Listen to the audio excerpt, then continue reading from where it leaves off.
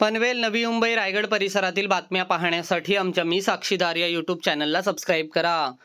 जम्मू काश्मीरमधील पहलगामच्या बैसर भागात पर्यटकांवर हल्ला झाला। या हल्ल्यात आत्तापर्यंत 20हून अधिक जणांचा मृत्यू झाला असल्याची माहिती समोर आली आहे, तर अनेक जण जखमी झाले आहेत। मंगळवारी 22 एप्रिल रोजी झालेल्या या हल्ल्यानंतर सुरक्षा दलांनी या परिसराला वेढा घातला, तसेच वैद्यकीय टीम देखील घटनास्थळी पोहोचली। या हल्ल्यातील जखमींना अनंतनागमधील सरकारी वैद्यकीय कॉलेजमध्ये दाखल करण्यात आलं आहे। 22 एप्रिल रोजी पहलगाम, काश्मीर येथे झालेल्या दहशतवादी हल्ल्यात पार्श्वभूमीवर माहिती घेतली असता निसर्ग ट्रॅव्हल्स पनवेल येथून एकूण 39 पर्यटक जम्मू काश्मीर पर्यटनासाठी गेले होते।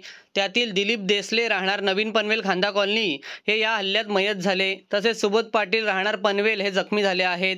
त्यांना श्रीनगर येथे हॉस्पिटलमध्ये एअरलिफ्ट करून त्यांच्यावर हॉस्पिटलमध्ये उपचार सुरू आहेत।